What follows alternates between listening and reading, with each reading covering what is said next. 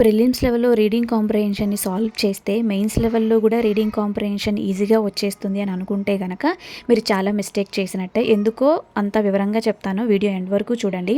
ప్రిలిమ్స్‌లో questions చాలా డైరెక్ట్‌గా వస్తాయి. ప్యాసేజ్‌లో ఆన్సర్‌ని కనిపెడితే సరిపోతుంది. కానీ మెయిన్స్ లెవెల్‌లో ఆథర్స్ ఒపీనియన్ ఏంటి, ఇన్ఫరెన్స్ ఏంటి, టోన్ ఏంటి, కన్క్లూజన్ ఏంటి అని అనలిటికల్ క్వెషన్స్ అనేటటువంటివి వస్తాయన్నమాట.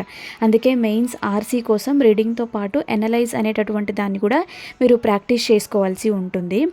ఎందుకు చెప్తున్నానంటే ఆర్ఆర్బీ క్లర్క్ మెయిన్స్లో ఓవరాల్ మెయిన్స్ లెవెల్లో కట్ ఆఫ్ 19 మార్క్స్ సంథింగ్ అలా పెట్టారు. నా స్కోర్ వచ్చి 17 అలాగా ఉండింది. 17 కూడా ఒక మంచి స్కోరే. కానీ కట్ ఆఫ్కి ఒక 2 మార్క్స్ అనేటటువంటిది ఎక్కువ వస్తే నాకు ఈరోజు నేను మంచి ఒక పొజిషన్లో ఉండేదానమాట. సో అలాంటి గట్టి నిర్ణయంతో ఈసారి కొంచెం రీడింగ్ అనేటటువంటి దాన్ని ఎక్కువ అలవాటు చేసుకోవాలి అనుకుంటున్నాను.